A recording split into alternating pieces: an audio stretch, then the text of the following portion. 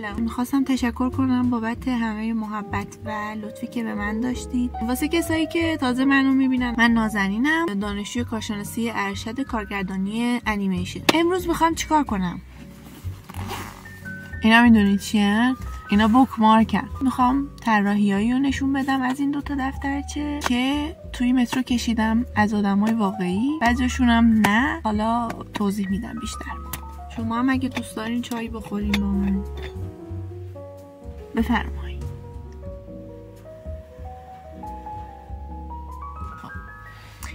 اولین ویدیو یوتیوب من راجع به این دفترچه بود، از هیرمند پیپره.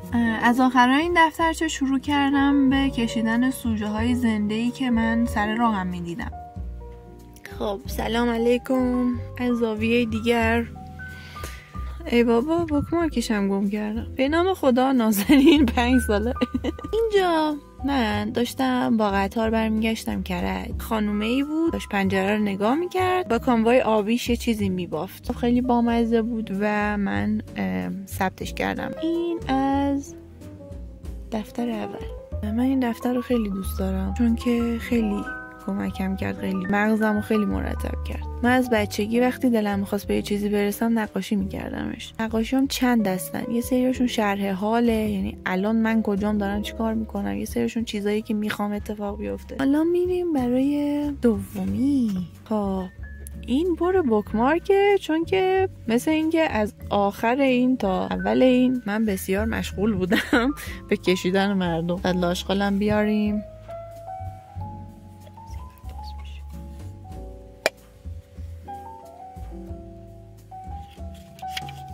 خب اول اینو میندازیم.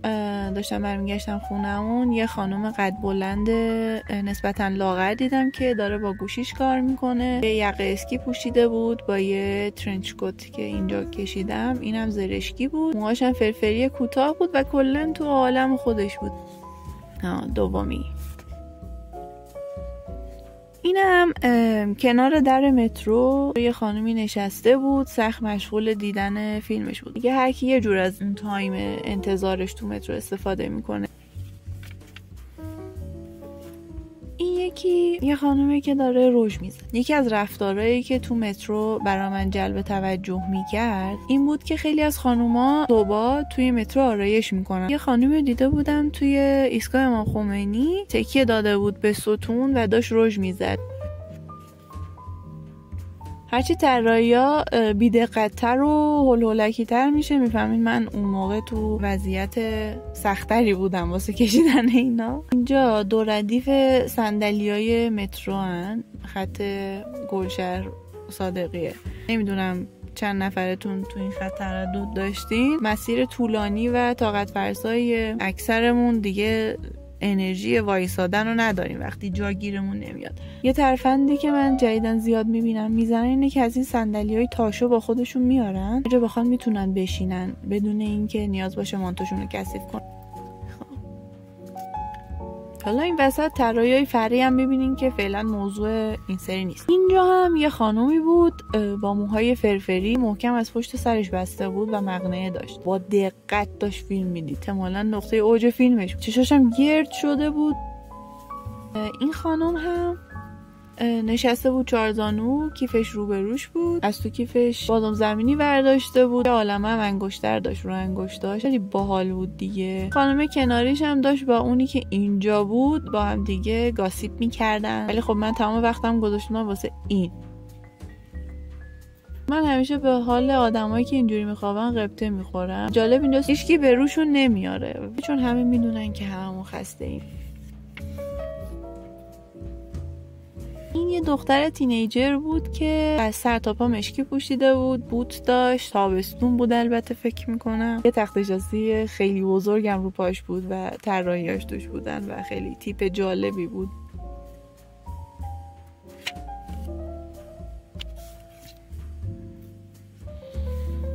اینم یه دختره بود که به میله تو همکف تکیه داده بود، چون که از پشت سر بود من خیلی راحت تر بودم واسه کشیدنش و بیشتر میتونستم نگاش کنم.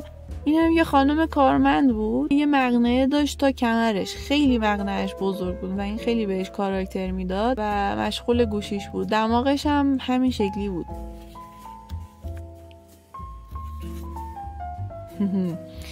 اینم یه دختره قرتی بود که گیرایی رو سرش ستاره‌ای بودن و بنفش هم بود. تیپش کلن مشکی و بنفش بود. داشت فکر کنم خودم اینو دادم دستش چون خیلی حال کردم با این کاراکترش و خیلی بامزه بود به نظرم.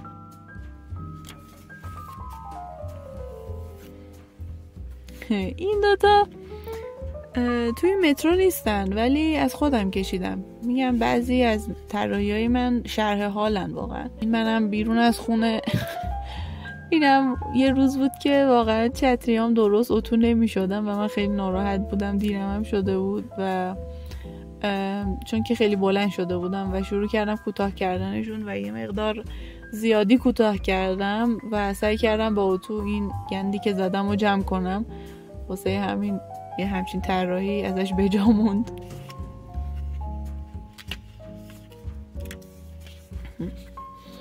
اینجا من حالم خیلی خوب بود. تازه رسیده بودم سر کار، خیلی انرژی داشتم، چای خورده بودم از خونه، صبحونه خورده بودم و مودم خیلی خوب بود دیگه. خودم از حالت صورتش خیلی خوشم اومد. این فشرده شدن صورتش بین این اسکارفی که دور گردنش از اهدافم بود، واسه همین فکر کنم چند بار کشیدمش. شما اینو ببینین چی میاد به ذهنتون؟ فکر میکنین از روی یه چیزی کشیده شده یا ذهنی بوده؟ حقیقتش این کاملا ذهنی بوده و من سر کار بین استراحتم کشیدمش. اینا هم همینطور. از آدمایی که به فکر راحتیشونن و دوست دارن هر جا میرن مثلا با خودشون چای میبرن، آب میبرن، غذا میبرن، خوشم میاد. یه خانم در حال صحبت کردن، شاید داره با مامانش صحبت میکنه.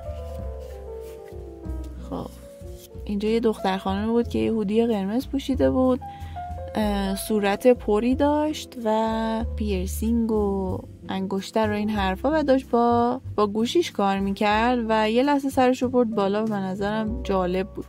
اینجا هم فکر نمی کنم این سوژه داشته یا نه، ولی من خودم به شخصه از این حالت دستاش خیلی خوشم میاد. این بر اساس خودمه. وقتی که تمرکز میکنم و غرق میشم تو کار و نمیفهمم دنیای بیرون چه خبره.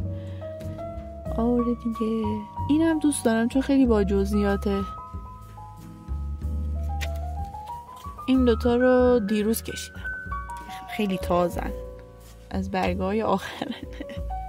من واسه کارم رفته بودم یه استودیو واسه ضبط برنامه. بالاش یه جایی شبیه کافه بود و نیروی خدماتی مثلا رفت آمد داشتن و اینا. مثل اینکه یه فوتبال مهمی داشت پخش میشد و ساعت بیکاری ماموره خدماتی اونجا بود. را با بازی هیجان زده میشدن، سر و صدا میکردن، این که داشت موهاشو میکن. خیلی جالب بود کاراشون واسم. یکی از وظایفی که رو دوش من بود دیروز فیلم برداری بود واسه پشت صحنه.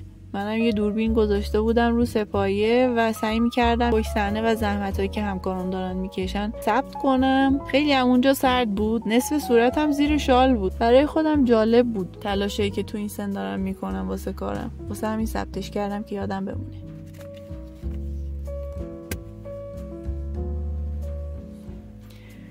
این هم سطل آشغالای ما پر شد.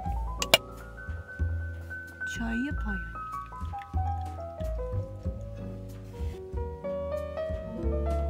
خب اینم از ویدیوی دوم من راجع به اسکچ هایی که از آدمای مترو کشیدم. سوژه ها آدمای واقعی بودن تقریبا. امیدوارم که خوشتون اومده باشه. اینم خدافظ.